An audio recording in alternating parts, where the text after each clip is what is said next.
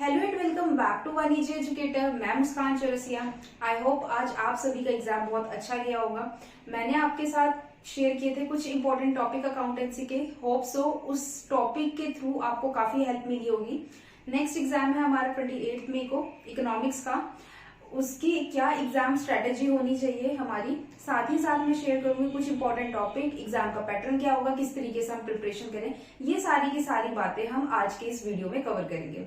साथ ही साथ मैं आपको ये भी बताऊंगी कि कौन से टॉपिक्स जो है बहुत ज्यादा फोकस करने वाले हैं और किस तरीके से उसे पढ़ना चाहिए।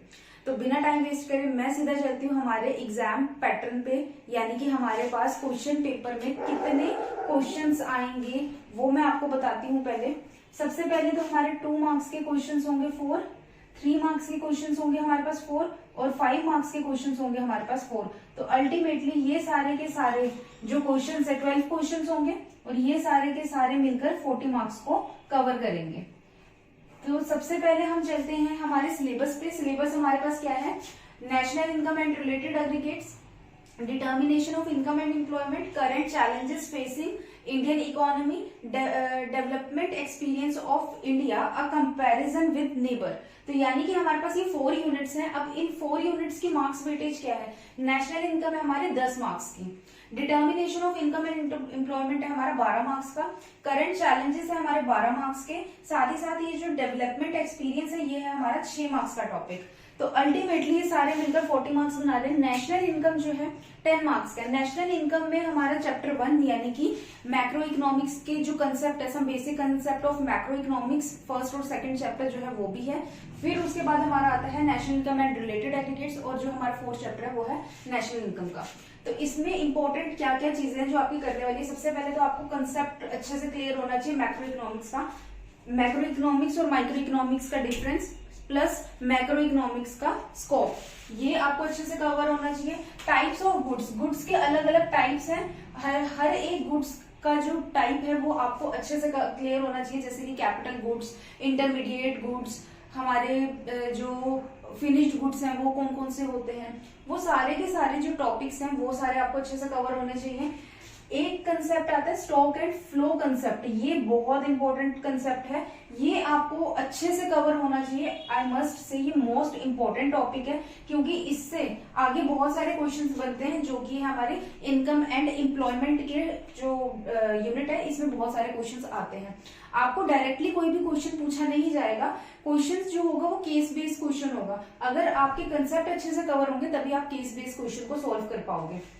नेक्स्ट आता है सर्कुलर फ्लो ऑफ इनकम, ये भी बहुत इंपॉर्टेंट टॉपिक है कि किस तरीके से हमारी इनकम जो है वो चलती है, वो भी बहुत इंपॉर्टेंट है, ये भी अच्छे से आपको क्लियर होना चाहिए। ये सारे टॉपिक्स जो हैं ये चैप्टर 1 और चैप्टर 2 में है। ये सिर्फ और सिर्फ जो कंसेप्ट है मैक्रो इकोनॉमिक्स का वो चैप्टर 1 का और बाकी सारे चैप्टर 2 के हैं।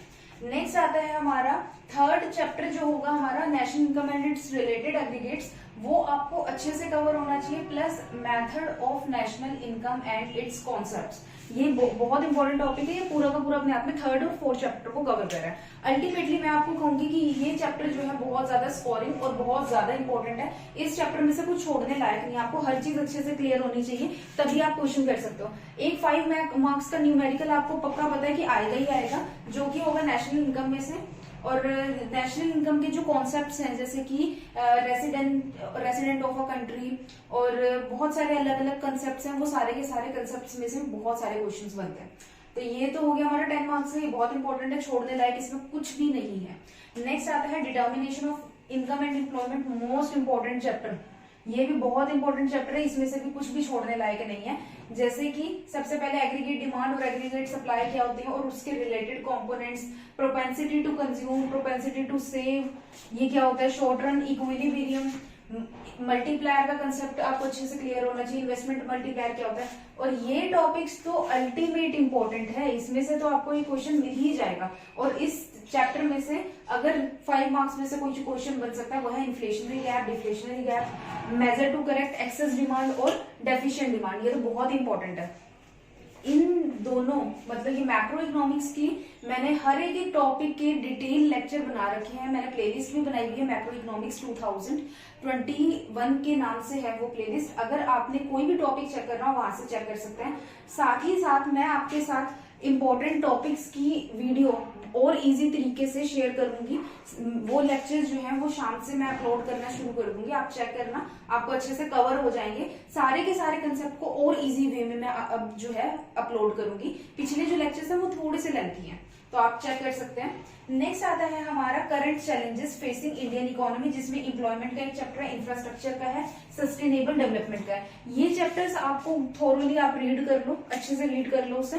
कुछ फिगर्स हैं, फिगर्स को बस आप पढ़ दो। फिगर्स आपको याद रखनी है ना, तो करंट फिगर्स याद रखना, लास्ट के 2 या 3 साल की फिगर्स, उससे एक्सेस आपको करने की जरूरत नहीं है। अगर आप करो तो बेस कुछ ले लो, बेस कुछ ले लो, यानी कि पिछले जिस 10 साल का अगर आपको रिकॉर्ड बता रखा है, 10 साल में से स्टार्टिंग का 1 साल ले लो पहले, मतलब कि 10 साल पीछे का, लास्ट के करंट 2 साल ले लो, तो जिससे कि आप कंपैरिजन करके अपने मतलब कि आंसर को अच्छे से अट्रैक्टिव बना सकते हो।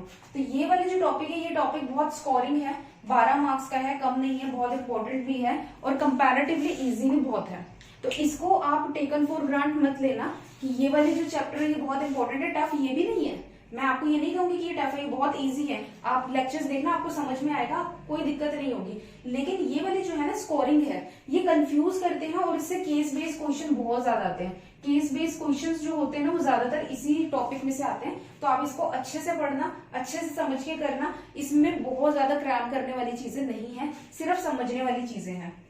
नेक्स्ट आता है development experience of India, comparison with neighbour. ये भी बहुत इंपॉर्टेंट है, एक ही चैप्टर है, 6 मार्क्स का है। कंपैरिजन एंड इश्यूज, मतलब कंपैरिजन लेके चलना है और इश्यूज लेके चलना है। एक तो होगा हमारा इंडिया और पाकिस्तान के बीच में, एक होगा हमारा इंडिया और चाइना के बीच में। तो ये भी बहुत इंपॉर्टेंट है, 6 मार्क्स का है। इसकी मैं इस वाले जो चैप्टर की एक समरी वीडियो लाऊंगी, आप समरी वीडियो चेक करना, आपको ये वाला चैप्टर अच्छे से क्लियर हो जाएगा, उससे एक्सेस आपको पढ़ने की जरूरत नहीं पड़ेगी। तो ये तो था हमारा सिलेबस।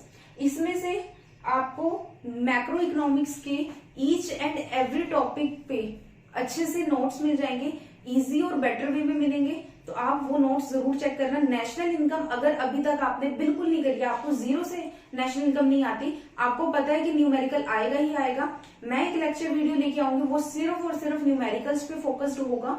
आप उस लेक्चर को देखना। आई मस्ट से आपको अगर 0 पे होना आपको नहीं आता, आप उस लेक्चर के थ्रू आपको सारे के सारे फॉर्मूलाज टिप्स पे हो जाएंगे, आप न्यूमेरिकल बहुत इजीली सॉल्व कर लोगे। तो वो लेक्चर जो है वो जरूर देखना। वो लेक्चर कल सुबह तक अपलोड हो जाएगा मेरी यूट्यूब चैनल पर। तो आपको अगर ये वीडियो अच्छी लगे तो लाइक, शेयर और कमेंट जरूर करना और आप इन इम्पोर्टेंट टॉपिक्स पे बहुत ज्यादा फोकस करना। Thank you.